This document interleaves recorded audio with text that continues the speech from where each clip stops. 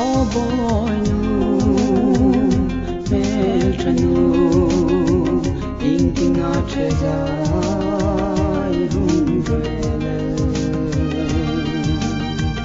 Oh boy nu mel tranu thinking a treasure rumbrele. Oh boy nu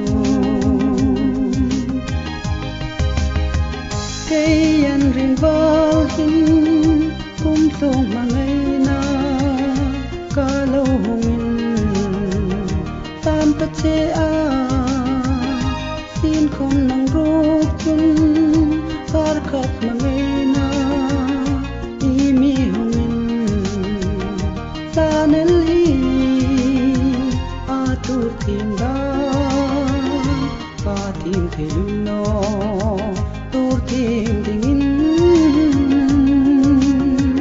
ka moi te sino oh boy nu mel tranu thinking a treasure rumbrele. Oh boy nu mel tranu thinking a treasure.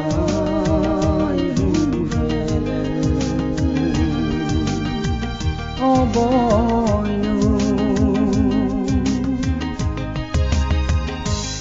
lim ta hai ka ang don kir changin ko kir the chang sin ka nong ngei sin khom ko an ta ko kir the yan ta no ko nu ro nak lem mai ti chun him te lang tin nghe ti chu nghe chu ani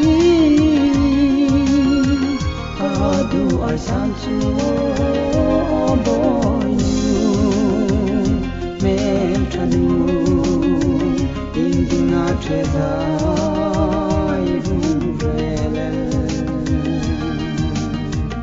Oh boy nu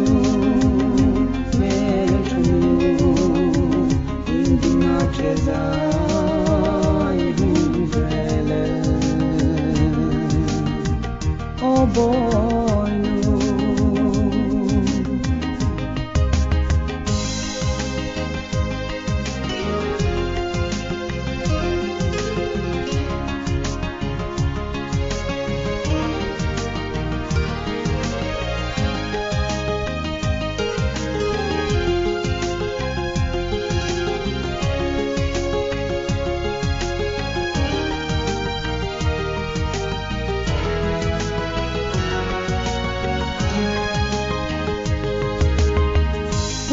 lim ta hai ka ang don kir changin ko kir the chang si ka nong ngei sin khom ko an ta ko kir the an ta no ko nu ro nak lem mai ti chu chun lim te lan ti ngei ti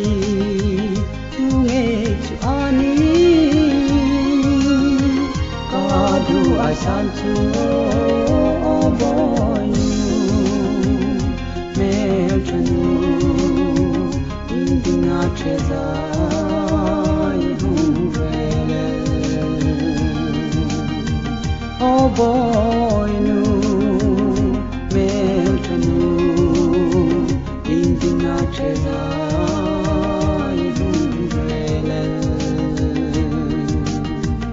Oh boy